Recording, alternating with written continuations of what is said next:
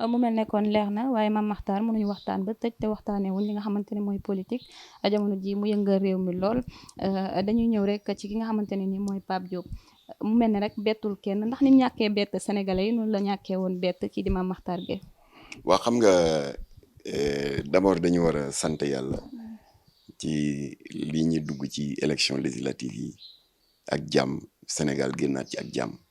ndax réeréwu leen mbir ni que bitim réew ñi ngi mayoon bët Sénégal ñi naan waaw boo moytul nangam dana fa xew boo moytul jàppante dana fa xew ak événement yi jiitu yëpp législative yi nangam dégg nga yàlla def nag mu sedd guy benn baaraam dammul benn bal tàkkul benn bakkan rotul loolu d'abord nañ ko sant yàlla. Deuxième chose, Jamra ngi saluer la maturité de la classe politique opposition comme pouvoir ndax ñoom wax dëgg yàlla battre nañu campagne avec beaucoup de hauteur amul waxante lu ñaaw ak defante lu ñaaw yooyu moom foog ñu rafetlu ko ba noppi bu ko defee nag résultat yi ñun ñëpp ñoo si teg suñu bët électeurs yi ñooy séddale parce que électeurs yi ñoo jëloon 58% ci présidentielle yu 2019 yi jox ko président Macky Sall ces mêmes électeurs bi législative yi jotee ñoo ne bi yoon daal dañ la bëgg a jox lii ñu séddale ko ña ca des le peuple est souverain noonu la ñu jëlee benn siège jox ko les serviteurs bu ñoom Pape Djibril Fall jël benn siège jox ko Aar Sénégal bu ñoom Thierno Alassane Sall docteur Abdourahmane Diouf jël benn siège jox ko Bokk Gis Gis bu Pape Diop jël 24 sièges jox ko waa Wallu jël 56 sièges jox ko waa Yewwi ba noppi jël 82 sièges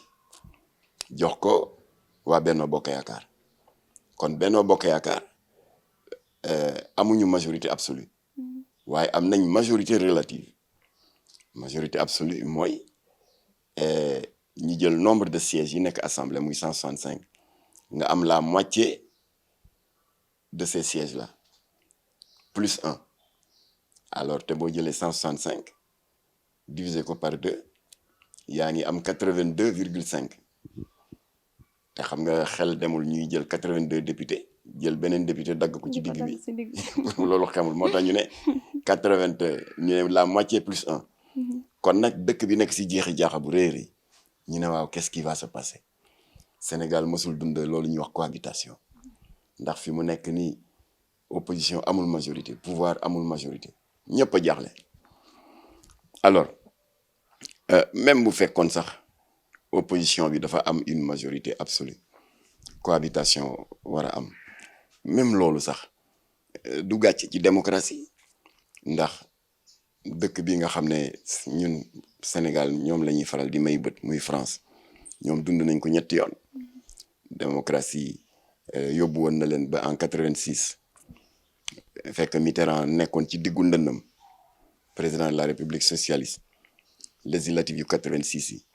mu am une forte poussée de l'opposition opposition daal di majoritaire à l'Assemblée nationale te comme que article 20 de leur constitution nee nañ bu loolu amee il faut nga tànn comme premier ministre quelqu'un qui est issu de la majorité parlementaire Mitterrand daal di tànn Jacques Chirac ñu ànd ñoom ñaar di diriger France sans problème Mitterrand nekk le chef d'État socialiste historique Jacques Chirac premier ministre libéral pur et dur France dundaat na ko en 93 waaye bii dafa xawoon sax reetaanlu ndax non bu 95 bi moom bu 97 bi moo reetaanlu alors 93 Chirac daal di ne maay le chef de l'opposition mais bi yoon du ma dem yow Édouard Balladur yaay dem man je préfère me réserver pour 2 ans plus tard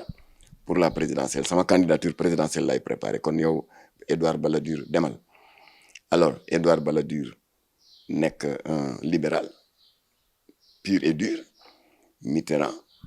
nekk président de la République ñu ànd ñoom ñaar di liggéey bi reetaan lu mooy bu 97 bi parce que ci diggante bi Mitterrand quitté na le pouvoir Jacques Chirac falu président de la République waaye mu nga falu président de la République dans l'enthousiasme de la victoire donte il bénéficiait d'une majorité parlementaire assez confortable mu ne waaw il y a de grands défis qui attendent l'Europe, il y a la monnaie unique qui doit être créée, l'euro, et il me faut une majorité boo xam ne danay et cetera daal di jóg commettre l'erreur de sa vie mooy dissoudre Assemblée nationale française, organiser des législatives anticipées ñu duma ko nag mu perdre majorité bi et il a été obligé nattu ba daloon Mitterrand dal ko, c'est-à-dire faire appel au leader de l'opposition, en l'occurrence le socialiste pur et dur Lionel Jospin, mu nekk le chef du gouvernement. Chirac, libéral de sang, entre guillemets, ànd ak le socialiste premier ministre Lionel Jospin ñuy liggéey kon du gàcce moo tax français yi dañuy joxe une définition qui est claire dañ ne cohabitation lan la. Eh bien, c'est la coexistence institutionnelle entre un chef d'État en exercice et un chef du gouvernement issu de la majorité parlementaire, c'est tout. Alors ma ne kon bu amoon fii du gàcc parce que français yi ci ñetti cas yooyu ma rappelé bu conseil des ministres jotee avant conseil des ministres président de la république bi mooy nommé par force un premier ministre dans les rangs de l'opposition parlementaire léegi ce premier ministre issu de l'opposition mooy définir la politique du gouvernement di conduire également l'équipe gouvernementale mooy seen article 20 mais bu dee Sénégal article 42 dafay bàyyi ba tey président de la République mu am sañ-sañu nommer un premier ministre am sañ-sañu di définir la politique gouvernementale ba pare dénk au premier ministre le soin de conduire cette politique voilà yooyu yëpp mujjul am waaye bu amoon itam xëy na foofu la ay crainte Pape Diop dikkee dana ci am lu ci xaw a doy waar mooy opposition bi comme que bu boobaa ñoom ñoo ëpp doole assemblée nationale mën nañu jóg ne dañuy voter motion de censure ginnaaw bi premier ministre bu bees bi dal di dégg nga defee son discours de politique générale waaye boo defee motion de censure gouvernement bi day daanu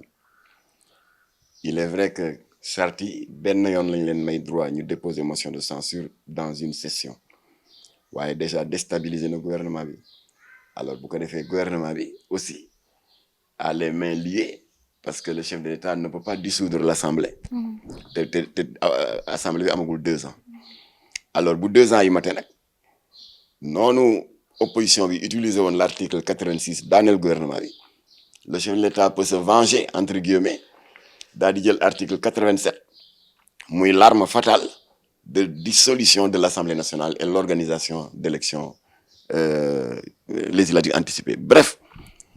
fii Sénégal cohabitation bi dafa naroon nekk couteau à double tranchant am na sañ-sañ yu charte yi jox président am sañ-sañ yu mu jox opposition waaye yàlla dogal na nag joti ñoo egg foofu ndax benn waay moo fàqee fële ku ñuy wax Pape Diop daal di ne daal il faut mettre un terme au suspense comme que Benno Bokk Yaakaar benn voix cote moo ko manqué man daal danaa leen ko jox daal di joxe ses raisons nag xëy na demoon ngeen ci conférence de presse am naan duma seetaan muy am un blocage du fonctionnement des institutions duma seetaan sénégalais dem ba nga xam ne président bi bu bëggee jël ay dogal du mënati jaar assemblée waaye day gouverner par ordonnance ce qui est antidémocratique bref c'est pas Jamra qui parle c'est Pape Diop il a donné ses raisons mais kon nag ñun suñu siège bi ñun waa Bokk Gis Gis rallier nañu Benno Bokk Yaakaar de sorte que ne léegi yëf yi retourné na léegi am na une coalition qui est majoritaire mooy Benno Bokk Yaakaar voilà suivi des autres parce que boo boolee les 56% de Yewwi et les 24% de Wallu voilà ñoom ñu ngi ci 80 voilà kon nag Benno Bokk Yaakaar am nañ 83 kon léegi normalement war nañoo mën a doxal assemblée bi comme il le faut maa ngi profiter de Dakar Buzz yéen waa Benno Bokk Yaakaar nag ne soyez pas trop gourmand yéen a am majorité absolue à l'Assemblée nationale dëgg la yéen a am la haute main pour la nomination du président de l'Assemblée nationale qui est le numéro 2 dans l'architecture protocolaire de l'État waaye nag yaa xay na ngeen yaatal parce que y a 8 postes de vice-président yaatal leen ngeen dugal ci opposition bi ni Abdou Diouf defoon il avait nommé suñu leader Mamadou Fall Puritain leader sur le plan syndical parce que dafa duggoon ci xeex bu mu doon xeex le syndicat unique mu doon CNTS avec leur fameux slogan de participation responsable Abdou Diouf daf ko jëloon dugal ko ci vice-président yi na ngeen yaatal ba poste questeur yi comme que 3 postes la ngeen jël benn jox ko opposition il y a des postes de président de commission te am na présidence de commission yu mel ni la commission des finances wala commission des lois boo ko dénkee un opposant mais dafay yokk crédibilité assemblée dinañ ne ah kii day il a l'œil sur nous kon nag gestion bi finance bi yëpp na tegu yoon voilà kon daal loolu daal la ñuy ñaan ñun Jamra opposition majorité nag na ngeen xam ni ouverture parlementaire bi war a am le 14 septembre et au plus tard le 31 boo leen xësee ba dugg nag ñu ngi leen di ñaan ngeen fab seen casquette wu yeeweeg walloog Benno Bokk Yaakaar ak bokk gis-gis ak aar Sénégal ak serviteur ngeen sànni ko fee ngeen dugg ci pencum ndaw réew mi xam ne vous êtes des députés du peuple te ngeen bàyyi naan maay député Macky Sall maay député Sonko maay député diw yooyu waratu fam ngeen toog fa mën di jaamu soxla askan wi te je crois que Guy Marius Sagna a eu une très belle formule nee na man sax bëggatuma ku ma tuddee honorable ñu ne ko loo bëgg mu ne mbindaan wala surga parce que effectivement il a raison ñoom dañ leen fal pour ñuy jaamu soxla askan wi. mais Mame Makhtar sénégalais instant bi dañu ne yeewi askan wi yeewi woon nañu askan wi mais instant bi Pape Diop daf leen a yeewaat ndax jàngat boobu nga am. noonu waaw kenn rek moo am droit wax loolu. ñi ko fal mais koo xam ne voté loo ko amuloo droit di juger li Pape Diop def waaye bu amee benn électeur bu ko voté loon parce que Pape Diop décline un programme un projet de société ba pare def lu wuuteeg loolu kooku am na droit traité ko de tous les noms waaye koo xam ne voté loo ko campagne loo ko nga ne yow ni nga gisee comme que wuute na ak moom ni mu gisee rek nga bëgg ko xalab foo ko teg alors dañu nekk dans une démocratie kenn ci ñun amul le monopole de la vérité ni nit ki amee droit gëm lii ak ka kay doxal te mu jàpp ne lii mooy li gën ci Sénégal keneen noonu la amee droit gëm keneen jàpp ne kooku la mu bëgg a doxal bu ko doxalee mooy li gën ci Sénégal nañu respectante parce que tubaab dafa wax ni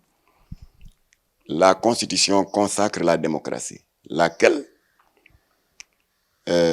donne à chaque citoyen le droit d'exprimer librement ses positions politiques mais tout en reconnaissant aux autres le droit d'avoir des points de vue différents loolu mooy démocratie waaye doo ne man diw ni ma gisee ku gisewul noonu newoo ci dara wala ñun lii ñu ne ku ci nekkul traître nga traître de la nation foo ko teg ci ban téere alxuraan la ñuy wax ne yow la nga nekk c'est la vérité absolue amul Seydina Mohamed bi ñu gën ñun ñëpp mais il était contesté dans sa propre famille par notamment par Abou Lahab qui est son oncle paternel waaye contesté bu xaw a jéggi dayoo sax ndax da daan dem bay ànd ak Xurayshi noon yi di ko xeex di gàllankoor mission ba yàlla merle ko daal di wàcce tabat yada abi rahabin ne rëbb naa Abou Lahab ak képp ku ànd ak moom bref il était contesté alors mënoon nag ne politique nii la war a doxee ku doxewul nii rek traître nga foo ko teg voilà nañu yaatal dënn yi laawente biir xam ne kenn ci ñun amul le monopole de la vérité complémentarité rek a fi am assemblée nationale bi nag du assemblée wu benn parti politique du assemblée wu benn coalition 165 députés ya fa ne yëpp ñun askanu Sénégal ñoo leen fal boo leen fay dugg boo leen ne salaamaaleykum fab leen seen casquette sànni ci àll ba ngeen toog fa toogaay boo xam ne askan wa ngeen fay nekkal pour mën di yëkkatindoo di tegandoo ñuy xeex dund gu cher gi ngeen di jël ay mesures pour résoudre problème mbënd mi étudiants yi nga xam ne balaa ñoo jot seen bourse dañuy daw ba bëgg a dee ngeen jël ci ay ut ci ay solution jigéen ñi nga xam ne dañu nekk en danger moral nekk ci mbedd mi di jaay seen bopp ñu jox leen ay carnet de santé yooyu yëpp ngeen xoolaat ko góor jigéen yi dëkk di tooñ te kuñ ci jàpp balaa suba ñu bàyyi la parce que la loi de article 319 elle est obsolète dëppatul ak jamono ngeen dëppale ko ak jamono yooyu la nit ñi xaar ci yéen ak yeneen parce que dama wax ni rek en vrac mais y en a d'autres waaye waxi politique buñ ko dugal assemblée nañ fa dugal waxi préoccupation askan wi ndax léegi rek laa dégg waa Touba ngay jooy ndax spéculateurs yi ak màggal gii di dikk yéegal nañu njëgu soble bi ci niveau bu jéggi dayo kilo bi 2000 francs léegi saako bi nga xam ne 25 kilos la ça te revient à combien 50 000 francs pour genn wàllu saako soble fu ñu ko teg moo tax félicitations à la direction du commerce intérieur parce que léeg-léeg bu Jamra félicité un démembrement de l'État léeg-léeg gis ci Facebook naan Jamra ngi félicité waa État danaa leen félicité bu dee da nga tàmm bu amee ñooñu ngeen di tuddee des fonctionnaires corrompus qui ne font pas leur travail vous passez votre temps à leur tirer dessus na ngeen am ngor gu day ni su amee des fonctionnaires ces mêmes fonctionnaires de l'État yu def preuve de patriotisme di défendre le consommateur au moins nga encourager leen voilà kon ñu ngi encourager la direction du commerce intérieur ndax frappé nañu fort à Touba nangu nañu soble yi commerçant yi doon jaay saaku 50 000 francs c'est-à-dire le kilo à 2000 di ko jaayal seen bopp n'est-ce pas à 700 francs c'est plus démocratique bref député yi di ñëw ils ont ce type de boulot là qui les attend te ñu bàyyi waxi politicienne ñu teg ko ca mbedd ma incha allah. alors internet Dakarbuzz TV moom lañu fi dalaloon tey Mame Mactar Gueye gis ngeen wax ju am solo bi nga xam ne jot nañu ko fi yëkkati dañu koy bàyyi rek mu tàggatoo ak yéen Mame Mactar ak boo amee benn message boo xam ne bëgg nga koo lancer internet yi nga xam ne ñoo ñu seetaan. waaw xanaa rek delluwaat di leen sant ak di leen jégalu ci maak soxna ci Seck lii ñuy coppati ci ay simili ci seen jot pour ngeen may ñu nopp te xëy na yéen a ngi waroon wéy ci yeneen itte ñu ngi leen di jégalu ci loolu. te di am yaakaar ne laaj ak tontu bi ñuy seqoon ak yéen ak waa Dakarbuzz jariñoo nañ ci ñun ñi ci plateau bi kazalika yéen ñi doon seetaan voilà ñu ngi ñaan ñu ngi masalu particulièrement suñu mbokk yi ci banlieue bi ndax nawet bi dafa dikk ak doole loraange yu bari la jur am na kër yu bari ñu nangu yu ndox mi nangu diggante Jidda Caare kaw Medina Gounass Yëmbal Nord Yëmbal Sud Wakhinane Nimzatt ñu am na sax bakkan yu ci rot ñu ngi leen di masalu te di jaale mbokk yi nga xam ne ñoom la tiis yooyu dal di ñaan suñu borom nag li des ci nawet bi waaw nañu ko seral ba mu sedd guy ba niñ ci duggee ak fitna ñu mën ci génn ak sant yàlla alhamdulilah rabbil alamin suñu kilifa diine yi yal na yàlla ñoddi seeni fan te toftal ci wér yal na yàlla def jàmm ci réew mi te làqal ñu Sénégal fu yàq yeggul wa salaamu aleykum wa rahmatullah. internet Dakarbuzz TV lii lañ leen andiloon tey donc di leen toppal ay information rek comme ni ma leen ko waxee woon si njëlbeen lépp lu fi xew-xew di ñu seeti sunu mag yu baax yi ñu ci mel ni waa Jamra ak ñeneen ak ñeneen ñu andi ci seen ay xalaat waaye itam utal ñu ci saafara donc tey lii la woon di leen jox dig daje beneen yoon ak beneen invité incha allah jaa ngeen jëf